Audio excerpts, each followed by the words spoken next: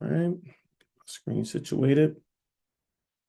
And like always, we want to give honor to the Most High God, the great God that keepeth covenants and mercies for them that love him and observe his commandments. Then to his Son, who is our King, our priest, our Savior, our Prince, our Apostle, our High Priest, whom the Most High used to reconcile us back to himself. So we thank God for his Son. And then everybody that's with us, elders, mothers, brothers, sisters, children, those that are watching online, right? We thank God for each and every one of you. And as the scripture says, the partakers of the heavenly calling. All right. So we thank God for each and every one of you. And then also, those that have not been awakened to the truth, we ask that the Most High bestow mercy upon them, just as he has done to all of us, right? Because we know that our God is a merciful God. All right, beloved, we're going to hop right into our chapter for this evening. Okay. This will be Wisdom of Solomon, chapter 2. Wisdom of Solomon, chapter 2. Before we do that, let's just, I'm going to give a few verses from chapter 1. Okay. Not go through the whole thing, but I'm going to get the last 2 or 3 verses. Okay. So I'm going to start from verse 12, right? So this is Wisdom of Solomon, chapter 1, and we'll go to verse 12. Seek not death in the era of your life, and pull not upon yourselves destruction with the works of your hands. All right, beloved. So we should not be seeking death. I know life can get hard. All right. I know sometimes we just say, forget it. I just want to throw my hands up, be done, but do not seek death. Okay. And pull not upon yourself destruction in the works of your hands. All right. So don't do things that's unprofitable. Okay. Don't do things that's not going to be pleasing to the Most High God, no matter what the situation seems like or how drastic it may seem. Do not give up. All right. Verse 13. For God made not death, neither had he pleasure in the destruction of the living. All right. So God, when they say God did not make death, that was not God's purpose. He did not want to throw death on there and curses and stuff like that. That wasn't something he had intended for us.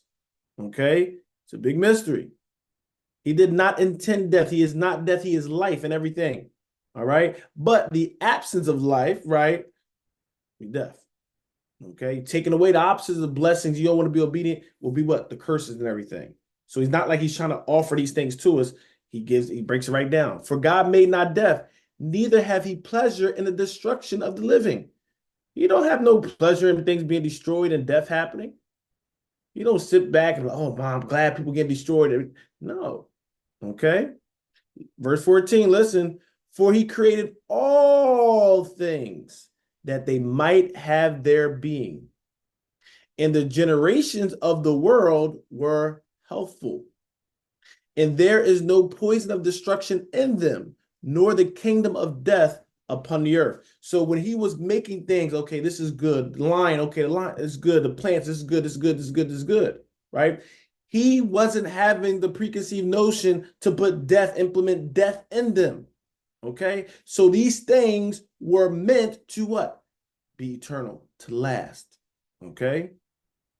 However, okay, verse 15, for righteousness is immortal.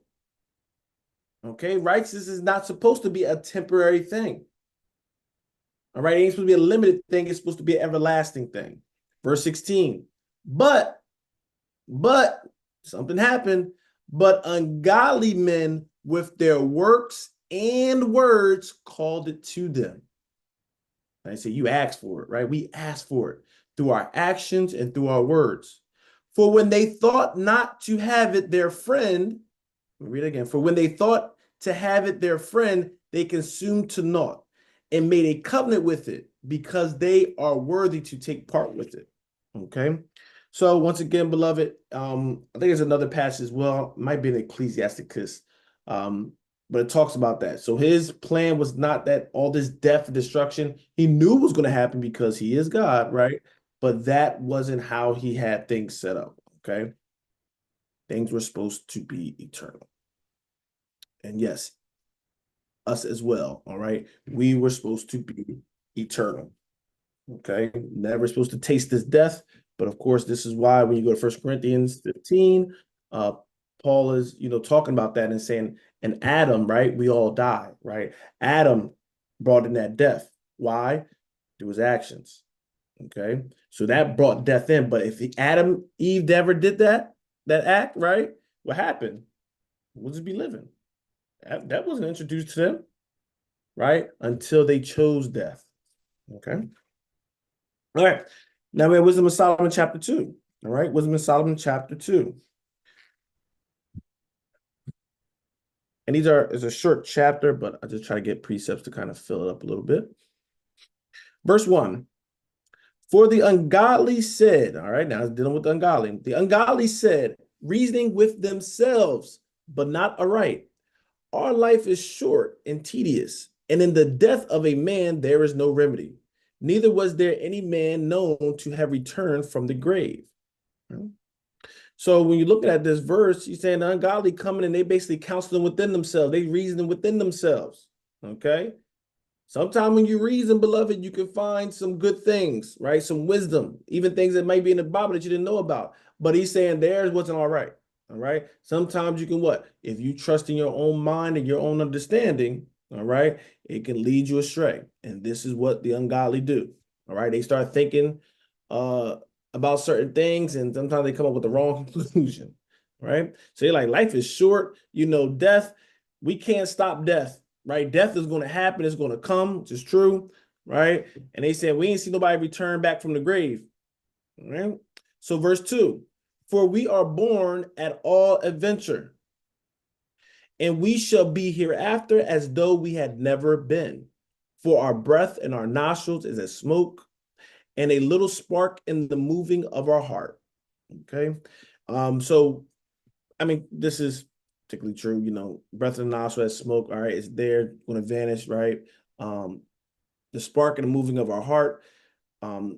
Let's continue. Let me get verse 3, all right? So, and a little spark in the moving of our heart, which being extinguished, our body shall be turned into ash, and our spirit shall vanish as the soft air. So some people will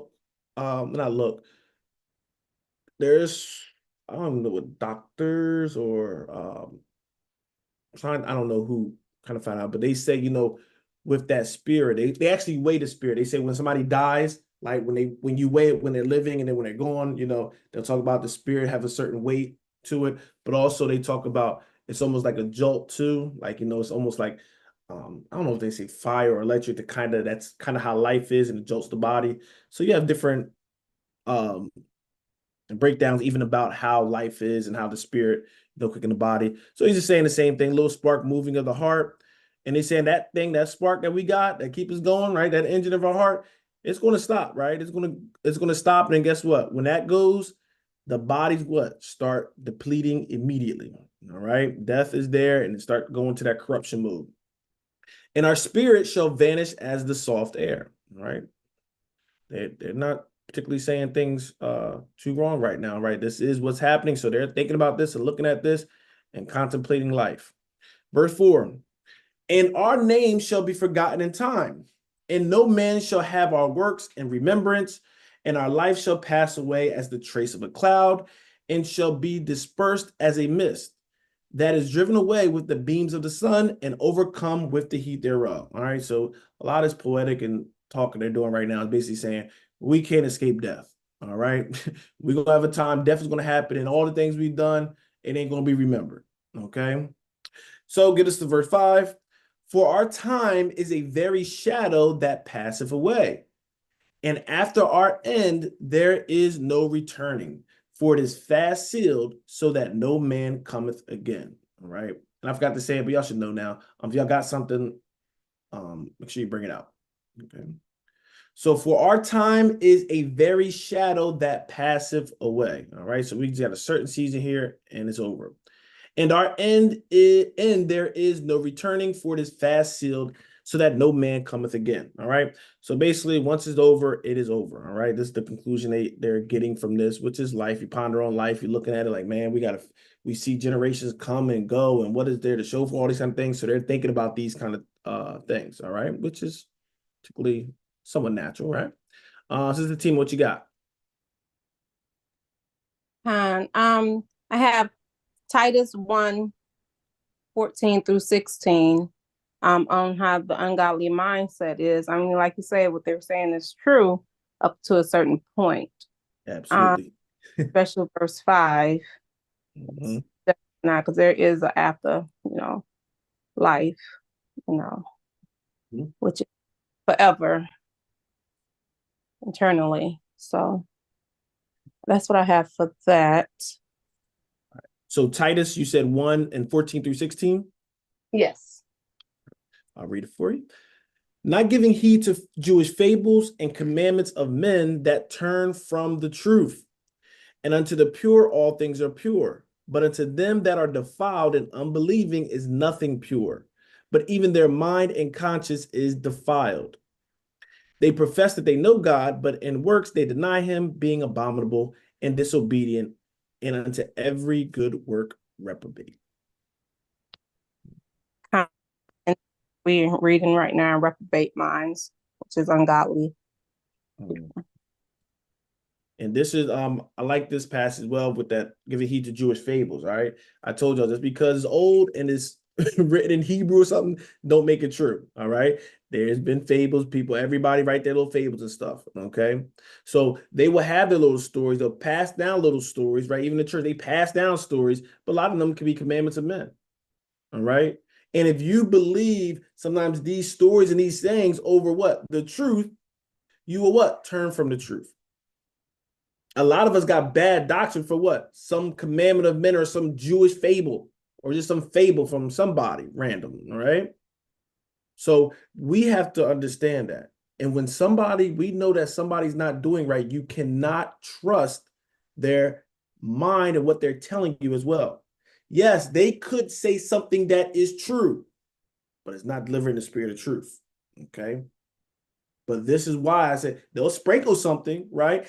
What they're saying in Wisdom of Solomon, these ungodly people, there's some things they're saying that's correct, right? But there's some big pieces that's missing as well. Definitely when we talking about the conclusion of it, okay? But yes, people are going to die, those kind of things, spirit goes up. There is some truth to what they're saying, right? But you're going to see with their mind, they get this stuff and then they'll make some kind of stupid conclusion that comes from it, okay? We understand that this is, and I'm speaking as a fool, we know that we have a life here, but we know, like the sisters brought out, there's something afterwards. That's the one we doing, working and making sure we're doing the commandments and being obedient now so that we can get that life, all right? Have that, that's the reward that we're looking for. But the ungodly and the foolish, they'll go and say, man, we only got this time, we better, well, we're going to see it. They worried about their life. They're like, listen, since this is the life and we can't come back and rejoice, we about to do everything in this life, okay? So it is two different mindsets. And this is what I'm saying. When you're dealing with this word of God, you have to be mindful. First of all, with ourselves, we have to make sure we have pure intentions when we're reading, right? Not reading for strife, debate, to hurt somebody, to say somebody's stupid or anything like that. We're reading and say, Lord, teach me, right? Teach me how to love you. Teach me how to be a proper servant of yours. Okay. Teach me how to be obedient. Teach me how to be submissive. All right. That's not just for women. No, men, teach me how to be submissive, right? Teach me how to do your will, those kind of things. Okay. If you're not doing it in those kind of pure intentions and thoughts, you're going to get some strong delusions. You're going to get some stuff where you thinking it's saying this and it's going to take you somewhere totally off because your mind's not right. Okay. So these are ungodly men. And I was just going to show, but let me see. I won't show it, but you go to like Job and there's other spots that talk about, this life is like a yesterday or whatever, just saying how basically it is quick, it's over. Because when you compare it to eternity, this is a quick life, right? All right, verse 5. Don't know, we read verse 5. Verse 6. Verse 6. All right. Verse 6 says, come on, therefore, Let us enjoy the good things that are present, and let us speedily use the creatures like as in youth. Verse 7, let us fill ourselves with costly wine and ointments, and let no flower of the spring pass by us. Let us crown ourselves with rosebuds before they be withered. Okay. So they're saying, man, we only got this life. We about to live it to the fullest. All right. And they're not talking with the boundaries like we talking about enjoying life. They're talking about we're going to do everything, fulfill everything. Okay. We're not gonna let no time pass us by. We about to, get loose, as they say, right? Where you get the whole phrase YOLO, right? You only live once. So you see people doing all kind of abominable things because it's like it's YOLO. We only got one life. So we gotta do it all. We gotta do everything. We gotta. So we see that this spirit is not new, right? This is why you go into Ecclesiastes, he says, there's nothing new under the sun. These kind of thoughts and spirits is not new. The same ungodly spirits and that's abusing people now is the same ungodly spirits during this time, the same ungodly spirit that was in the beginning. Okay. But we have to be wise to these things, beloved. All right. And not submit ourselves to this kind of thinking. All right. Yes, do as thou. Absolutely. Time to know. Right. So this is not new. Okay. All right. Verse 9. Verse 9. Let none of us, this is still the ungodly people speaking and talking and counseling with their own selves, right? Let none of us go without his part of our voluptuousness. Let us leave tokens of our joyfulness in every place, for this is our portion, and our lot is this. Okay. So when you look at that verb voluptuousness, because I wanted to look up, make sure I got, proper definition of it. So that's dealing with, the pleasure and the sensual gratifications. Okay. So let none of us go without his part of voluptuousness, right? Let us leave tokens of our joyfulness in every place. For this is our portion, and our lot is this. Okay. So he's saying this is what we have. We got this life, right? Is all we got, and it's over. So we about to get buck wild. Whatever we want to do, we just going to do it. Right? We're going to get that costly wine. We're going to do this. We're going to do that. Right? And like I said, the difference is they're not talking about the capacity that the godly is talking about. Right? Because we are allowed to enjoy this life, but not to abuse this life. The ungodly abuses these things. Right? Because wine, there's nothing wrong with wine or even expensive wine, whatever. Right?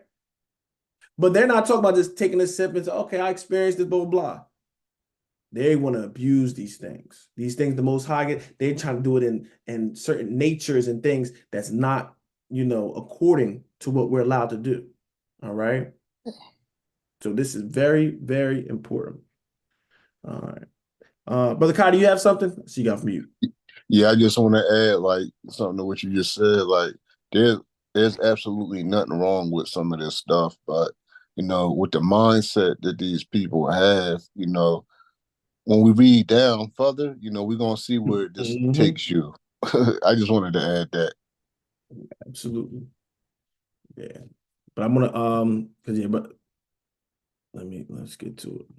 Because you will have sometimes some people. That's why I'm saying we got to make sure we do things in context as well. Because you're gonna have people saying, "Oh, you can't enjoy nothing on this earth." Right? Everything's a sin. You play video games, a sin.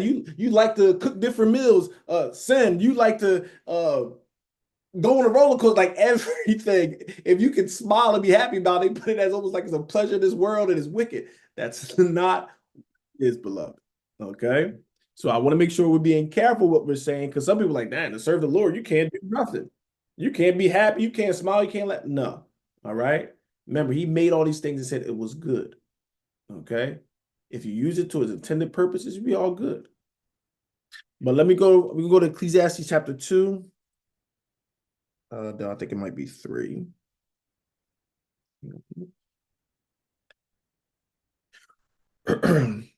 Like I said, sometimes you hear people, they'll say some things that very align the truth. Okay. But then they'll give you they'll shift off right at the last minute. You saying, well, they did speak some truth. Nah, they about to deceive you. All right. The best deceptions is starting off or sprinkling truth with it, beloved. Okay. All right. Let me see what I want. All right. So this is Ecclesiastes 3, and I'm going to start at verse 12. I think it's somewhere around here. I know that there is no good in them, but for a man to rejoice and to do good in his life. All right. So he's saying it's good for man to rejoice and do good in his life. And also that every man should eat and drink and enjoy the good of all his labor. It is the gift of God. All right. So this is Solomon saying the same thing. He's saying, listen, it's good that people eat and drink. When they say eat and drink, you have rejoicing, you can have a feast and enjoy. You're allowed to do that. And he said, even enjoy the good of all his labors. You think God's have you doing all the, you're working and all this stuff. You just don't get no pleasure. You just, going to work. You just like you're going to work. You just working, and you can't take a vacation. You can't buy something you want to buy that's nice. Yeah, you're allowed to enjoy, your labors. Okay. He's saying this is the gift of God. This is what he set up for you to have, to enjoy. Okay. I know that whatsoever God doeth, it shall be forever. Nothing can be put to it, nor anything taken from it. And God doeth it that men should fear before him. All right, let's start going to something else. Okay. So you're allowed to enjoy things, beloved. All right. You just have to make sure all the God does is put guidelines on it. All right. Because if you don't do that, I'm telling you, people will start enjoying it. And then it's what? You'll start affecting your fellow brother and sister. And then this is where problems start to arise. All right. So the Most High just put a cap on how you do it. All right. You want wine? You want to drink? Okay. Don't let it get nasty over you. Have a little bit. All right. Now the people that want to YOLO, all that, no, we're gonna keep drinking till we pass out, till we do something stupid. See, now you're about to corrupt that. Okay. So there is a line, a difference. Okay. When we enjoying life, we want to do it in the parameters that the Most High has given us to do. All right. Let's go to what verse was that? Oh, Ecclesiastes, that's why. All right. All right, verse 9. Let me read verse 9 again. All right. Let none of us go without his part of our voluptuousness. Let us leave tokens of our joyfulness in every place. For this is our portion, and our lot is this. So he's saying this is our reward. This is what we got. All right. This is what life is about. Verse 10. Let us oppress the poor, righteous man. Let us not spare the widow, nor reverence the ancient gray hairs of the age. See? We know this ain't righteous people. This is what the ungodly saying, because we only got one life. Right? If all my stocks in this life, if they're like, listen, I'm just be all about pleasure. Just about being whatever I want to do. Whatever feels right, whatever good, that's what I'm just going to do. And this is what people do. Okay. So we look at that. We should notice, I'm going to give us a scripture. Listen what he's saying. We're going to oppress the poor, righteous man. We're going to let us not spare the widow. All right. So he's been harsh on the widow, nor reverence the ancient gray hairs. All right. The older people, elder people. And we see that kind of spirit coming back. All right. Or I would say get more of a stronghold. A couple years back, you kind of be mindful how you speak, to the older generation, right? Some reverence. Now they'll slap an old person and record it and this and that, calling it. It's getting very, very crazy. Okay. But let's go to Deuteronomy 27. I just want to give one precept. All right. To show that the Most High is about that. That's why I say you can just hear what they're saying, see what they're doing, and compare it to the word of God. All right. And you'll see what spirit it is. All right. This Deuteronomy 27:19. There is other scriptures as well that reiterate the point. Cursed be he that perverteth the judgment of the stranger, fatherless, the widow, and all the people shall say amen. Okay. So once again, we know there's things about the widows, about the strangers, right? About those that basically you will see deemed sometimes they'll put less in society. Okay. That's not supposed to be our culture, beloved. All right. But the world, the Gentiles, they will push them down a lot of times. Okay, they don't care about the old people, how they're going to survive. But in our culture, the older get reverenced because what? They have wisdom, they have experience. We're supposed to learn. We're supposed to be at their feet and learning from them. All right. But if you're just looking at them as old fools and everything, we're going to be young fools. Okay. So they're supposed to get that reverence for being older. Okay. So we definitely want to make sure we always do that. We're going to incorporate that here, regardless. We ain't going to disrespect older. But even with this, let us oppress the poor righteous man. See, money ain't everything. All right. When it comes to this thing, holds little value.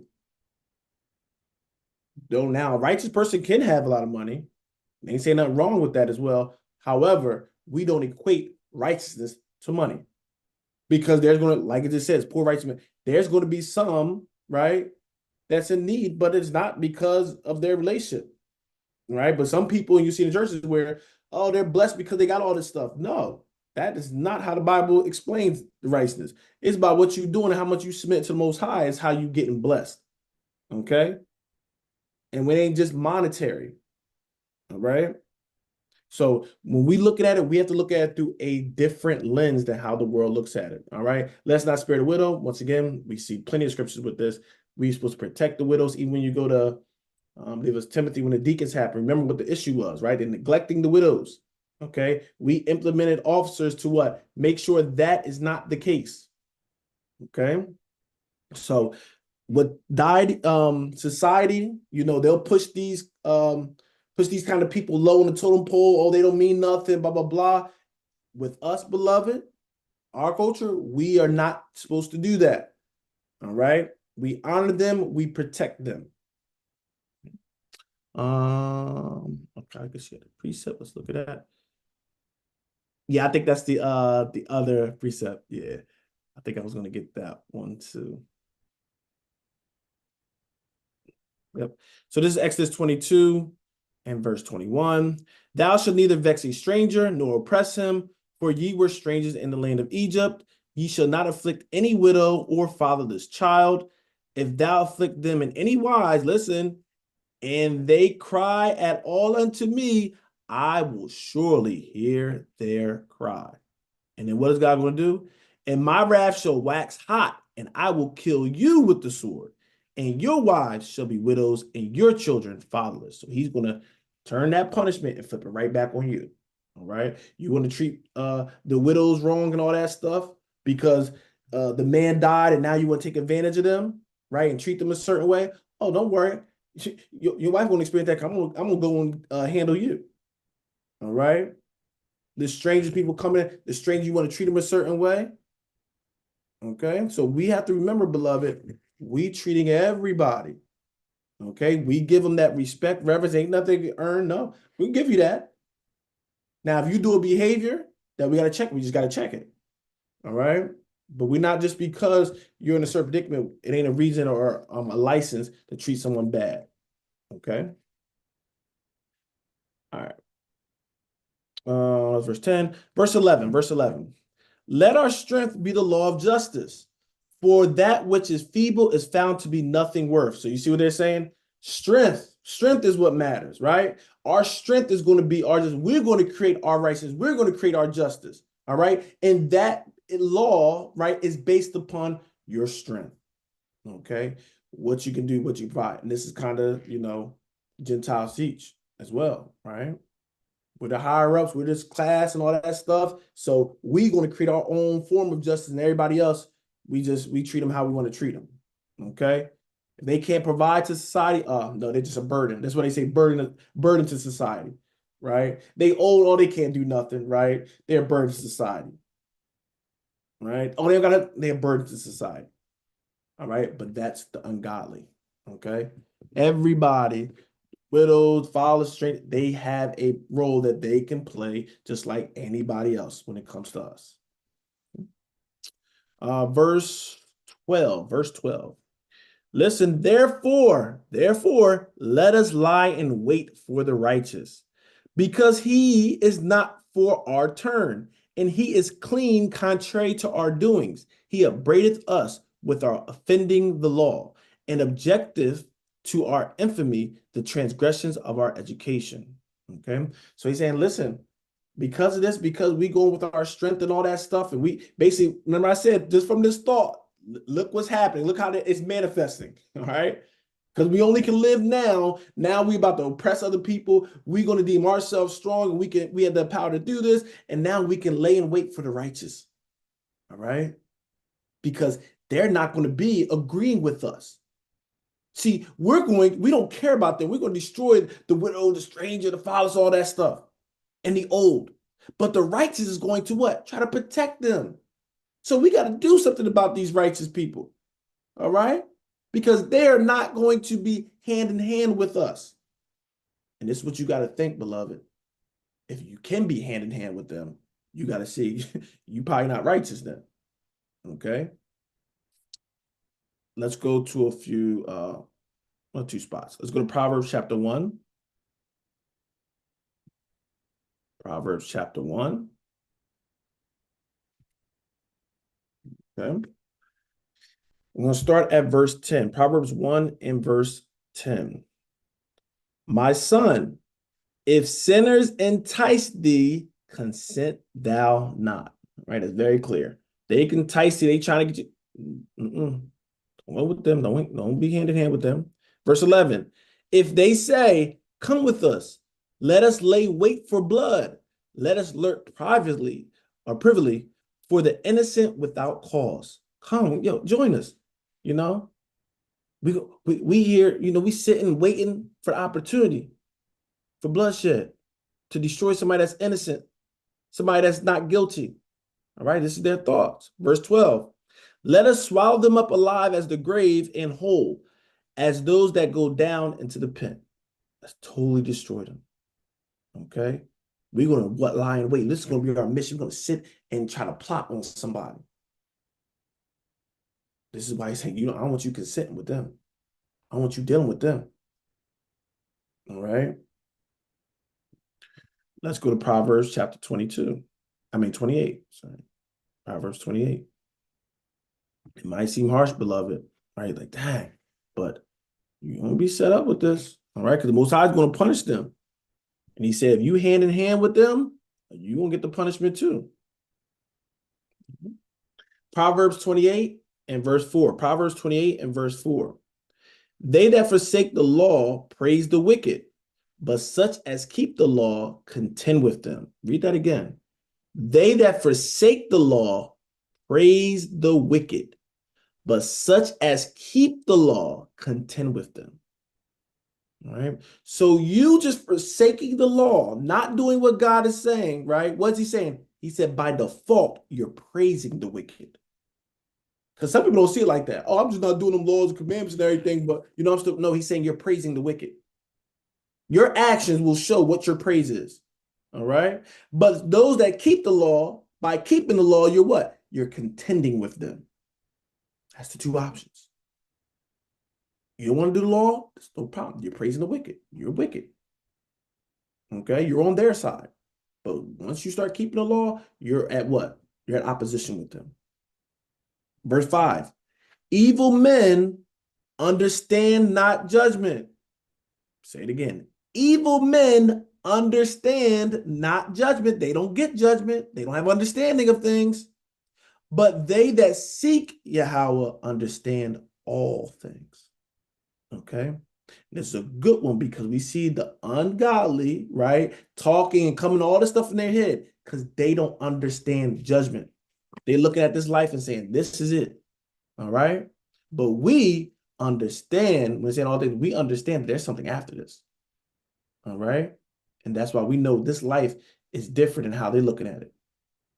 All right. We understand this is like a testing ground, a proving ground almost. Okay. So we're mindful of what we're doing in this life. With them, they don't have understanding and knowledge. So we're just going to enjoy it. There's nothing else happening after this. Okay. All right. Let's go to verse, what we had was Solomon. All right, we just read verse 12. All right. Verse 13. He professes to have knowledge, to have the knowledge of God, and he calls himself the child of the Lord. So now we see like almost a transition. Some can argue this is dealing with believers. I think it could be dual purpose. I think it's could be dealing with believers, also be dealing with Yahushua as well. Okay, I'll show you why. Verse 13, I'm gonna read that again. He professes to have the knowledge of God, and he calls himself the child of the Lord. He was made to reprove our thoughts, right? So the righteous as well, we're made to be righteous because we're supposed to be what? The priests of the Lord. We're supposed to be teaching, we're supposed to be the light, right? That light reproves the thoughts of darkness. So we were made that way, but also we know the ultimate one is Christ, all right? He is grievous unto us even to behold. We can't even behold him. For his life is not like other men's. His ways are of another fashion. He's like a whole different being. And it's not because of his suit, because we know he's made like us. But what? What made him such a different way? What was fashion different? His mind, his dedication, his love towards the Most High. It's like he's a whole different creature. That's how the wicked see him. Okay. Verse 16. We are esteemed of him as counterfeits. He look at us, he's like, he look at us as counterfeits. He abstaineth from our ways as from filthiness. He pronounceth the end of the just to be blessed, and maketh his boast that God is his father. Okay. So, of course, I'm not going to go to precepts, I'll just speak some of them, right? He esteemed us as counterfeits. Remember, how was coming on the scene saying, listen, they not the true shepherds, right? He said they just hirelings, right? And when the threat come, they running, right? They're not there to put their life down for the sheep. They're going to run when the threat happens. He said, but I'm the true shepherd. I come to protect them. So he said, what? You a counterfeit. You ain't the real thing. You a counterfeit. They act like they're there for the people. They love the people, all this stuff, but they not down for the people. They act like they were the righteous, and we love and we're instructors of righteousness, all that stuff, right? The hypocritian lesson we dealing with, right? But y'all not that. Y'all counterfeits. The same thing happening today. It's a bunch of counterfeits, churches, a bunch of counterfeit prophets, preachers, whatever title and stuff you want to get. It's a bunch of counterfeits. All right. Christ, but when you go with him, he abstaineth from our ways. He don't do the same thing we do. And listen to this. He pronounced the end of the just to be blessed. Because remember, the other one saying, oh, it's the end. This is it. This is all we got to look for. But he's saying this person is saying what? He pronounced the end saying that's the blessing. The end is the blessing. Okay. And he maketh his boast that God is his father. All right. Saying, nah, he's saying he got a different relationship. He ain't like us. All right. And this is the testimony we should have as well. All right, with our life, and we doing things according to the word of God, we making that boast that God is our father. All right, and we got scriptures. I'm not speaking cocky or anything, but no, that's how we supposed to see it. This is why I always they said teach us how to pray. What's his first thing? Our Father. And I don't know why people get so scared to say like he's your father. Like that's what he was literally telling us. He's your father. Because people, you will put God like he's like he's so, and it's not about his power stuff. Yes, he's so far from us. We get that point. But the relationship aspect, if I see somebody as a father and then somebody as a stranger, it's different, right? When I see somebody as my father, when I call, I expect him to answer. I expect him to, have my best interest at heart. It's a different, it's more of an intimate, relationship. That's why I say, I want you to live as your father. So when you're praying, you're not just praying saying, well, I hope Lord, do this. No, I'm praying like I'm talking to, if I know, I understand my natural parents, and I'm talking like I'm talking to them. I know they hear me. I know it, right? And this is the confidence that Yahushua had. He said, listen, I know you hear me. I'm doing this for them. I don't got to pray out loud and do all this stuff. I don't got to do that. But I want them to understand and them to see how it's supposed to be. Okay? So once again, he was showing that, that relationship, all right? And telling us not just him, but all of us, all right? I was saying, well, all of us supposed to get in that level, all right? All right, verse 17. All right, verse 17. Let us see if his words be true, and let us prove what shall happen in the end of him. Okay, because he's saying he's kind of seemed like it's specifying. That's why I say I kind of will kind of go to Yahushai. But if somebody want to go and put in a broader sense, I can see how you connected as well. All right. So let us see if his words be true, and let us prove what shall happen in the end of him. Verse 18. For if the just man be the son of God, he will help him and deliver him from the hand of his enemies. Okay. So if this just man, if he's really the son of God, oh, God truly going to help him and deliver him from the hand of his enemies. All right. So we can get, I'm going to go to Yahushua route, but I can show it another way as well. All right. I just want to get two passages. Let's go to Psalms chapter 22. Psalms chapter 22. And we're going to jump down to verse 7, right? Psalms 22, and we're going to go to verse 7. All they that see me laugh me to scorn. They shoot out the lip, they shake the head, saying, he trusteth on Yahweh that he would deliver him. Let him deliver him, seeing he delighteth in him. Okay? Think of that thought. He trusteth in Yahweh, he trusteth in God, that he would deliver him. Let him deliver him, seeing he delighteth in him. Okay, keep that in mind. Let's go to Matthew 27.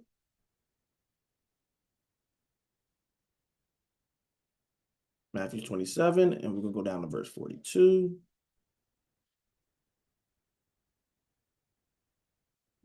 All right. So Matthew 27, all right, and verse 42. And it says, he saved others. Matter of fact, let me go to verse 41. Nope, I lied. Let's go up to verse 39. All right, let's go to verse 39. And they passed by, reviled him, what? Wagging their heads. Sound familiar? And saying, thou destroyest the temple and build it in 3 days. Save thyself. If thou be the Son of God, come down from the cross, right? If you what? The Son of God, because they don't believe he was. They're mocking him. Verse 41.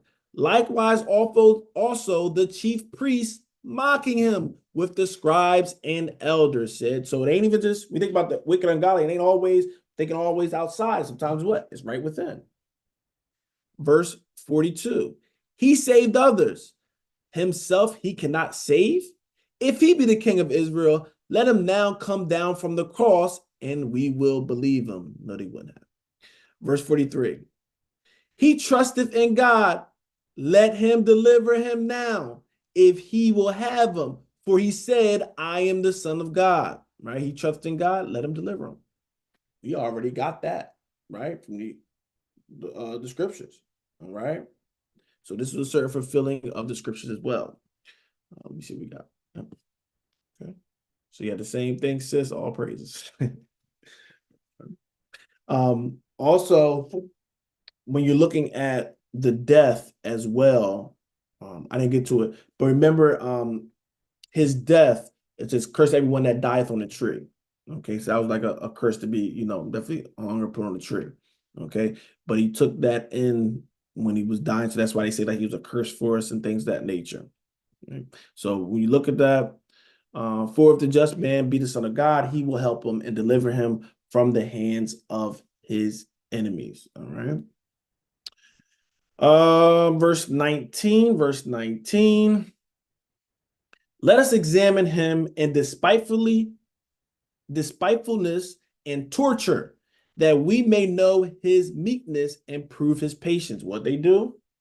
Despitefully use him, despitefully, call him he's this, a blasphemer. Remember they saying he got a devil, he's used by the devil, right? They were saying he's casting out the devils through the help of devils, right? They're talking all this stuff about him, all right? The torture, we know they beat him and did all these kind of things to him, put him in the cross, all these kind of things, torture him, that we may know his meekness. Let's see if we can crack him. All right, let's see if he jump out of it, because a lot of people talk a good game, but when it's these times and these things start happening, they'll jump out of it, right? Let's prove how patient it is. Let's see if he's really what he say he is. And this is what we got to realize, beloved. It's good to say your child of God, all these kind of things, but the ungodly going to be like, I want to see let me see if I can push him or her to the limit that they'll denounce that, whether through their words or through their actions. Okay. So this ain't nothing new, beloved. You're going to have people. They start hearing you going to church, you trying to do these things, trying to live right and do what God's saying. They're going to be watching you now, be testing you. They don't even understand why they have a certain, beef with you. You're like an irritation now a little bit. Y'all was all good, right? But now it's what? That opposition, because you are serving God, and that's what? That's going to contend with those that's what? Not doing the will of God. So the world talking about haters and stuff, that is true. All right. But the hate thing we should be worried about is we're being hated because what? The cause of Christ. Us trying to serve the Most High. That's the only time we should be getting hate. Okay. Us doing those things. Verse 20. Let us condemn him with a shameful death, for by his own saying he shall be respected. Okay. Once again, what's a shameful death? Being killed definitely on a tree. All right. I didn't find a precept. I'm a precept, but I'm just letting you know that was a shameful death. Okay. That was not an honorable death to be hung on a cross and all that stuff. No. That's where they put what? People that did things that were shameful, right? Who was on the cross with him? He had a thief and a murderer, right? You think they give him an honorable death? No, they're giving him a shameful death, and they put him right there. All right. Let's give him a shameful death, for by his own sayings he shall be respected. Right? Verse 21. We have something. Yes, being spit on. Yes. I'm praying to get to that kind of level, but I don't know how right now how I'll react if somebody spit on me. But we're gonna all pray that we do the right thing. All right. But this is what we got to get to, because we don't know what the Most High bestowed upon us. All right. The shameful death, yes. Verse 21. Such things they did imagine and were deceived, for their own wickedness have blinded them. All right. So these kind of thoughts and things come up in your mind, right? When you're being wicked, you're going to have certain thoughts and certain imaginations, and these things are going to deceive you. I mean, sometimes you start to actually think that this is true, this is right. And because of your wickedness, because you didn't want to truly serve the Most High with sincerity and truth, you're going to be deceived. You can go to Romans 1 for a context with that as well, right? They didn't want to worship God when he was the true God and all those kind of things. So he said he gave them up to vile affections. You didn't want to serve God. You didn't want to do the things I'm saying. Okay. He said that's why they burned what? In their lust, and they started what? Doing things ungodly, man with man, woman with women. It literally lays it out like that. Right? So there's some people in the world that don't know, they just in that world, but those that have been trained up and you knew better and everything, and then when they go out to do those kind of actions, that's a clear indication they are on the other side fully. All right. And it takes a God and mercy to get them out of that. But there's some people that just don't know about, they just in this world to get cat. I'm not talking about them, but the other ones, all right, that you was in the truth and then you fell off, that's going to be a very hard stronghold. All right. And God's going to have to deliver you out of that. Okay. And those that are fighting it, doing that kind of act now, no, it's still wrong. Don't get it wrong. All right. But with the ungodly, that was them in the truth and doing these things and knowing about God and then doing those things. All right. That's supposed to be a sign for those that were actually with them and everything to see it and be like, oh man, they went, okay, we don't need to be listening to them at all. Oh yeah, turn that station off, right? It's done. All right. The Most High put that so we can see it. All right. So he manifests that wickedness for his people as well. Okay. All right.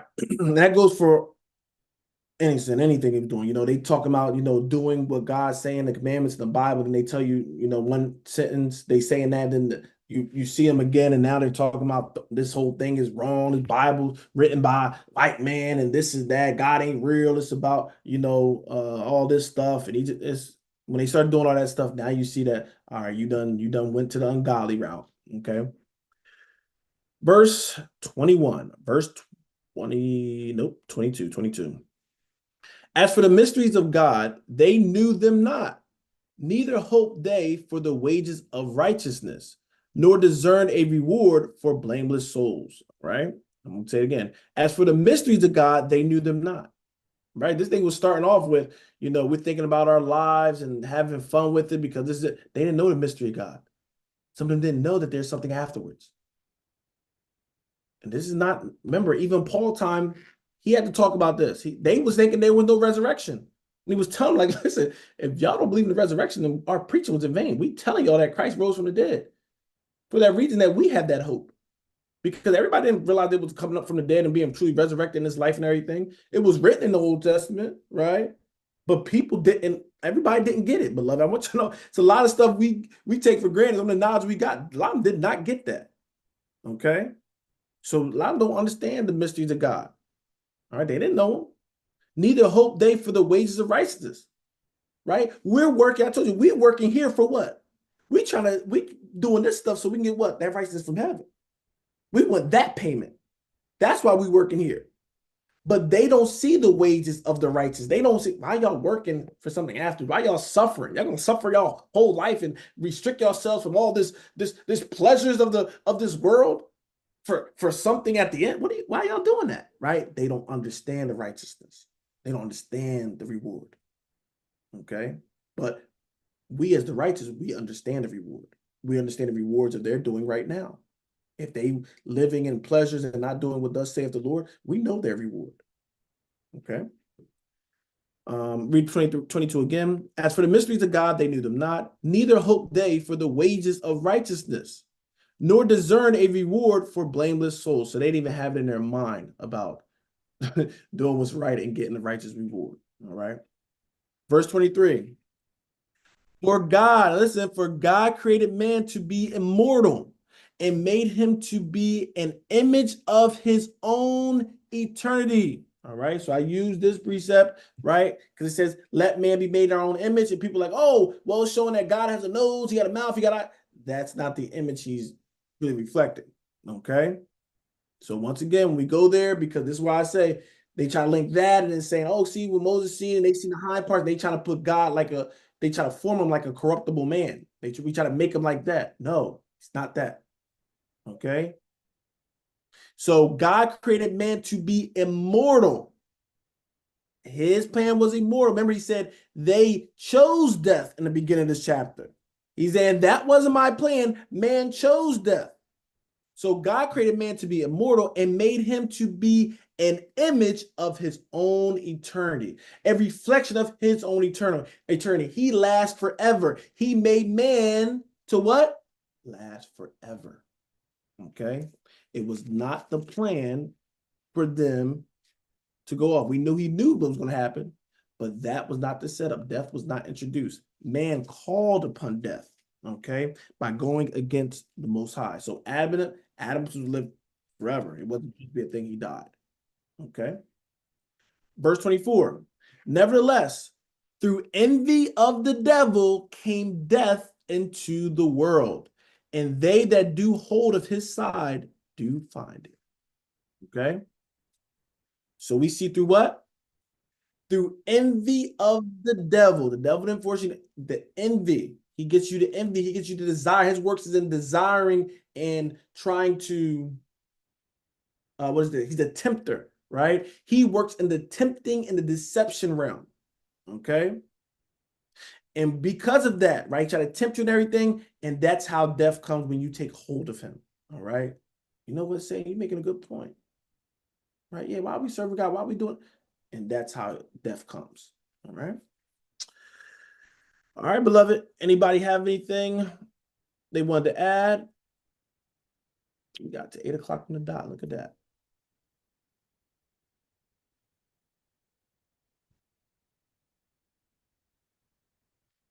All right. We got nothing to add. That is Wisdom of Solomon, chapter 2. All right. Wisdom of Solomon, chapter 2. Oh, what you got, sis? Okay, I was trying to push the button, but I had Revelations 12 and 9 for the last verse. No problem. Revelation 12 and 9.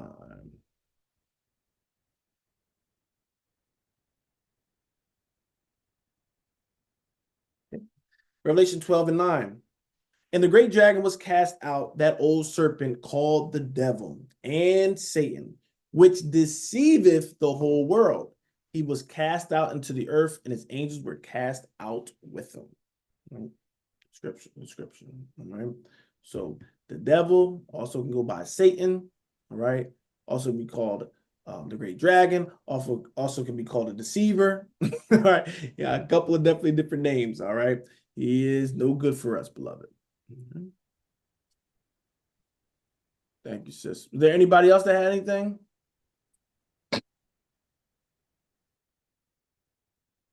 All right. If that'll be all, we will end it there. All right. For those online, I will say shalom.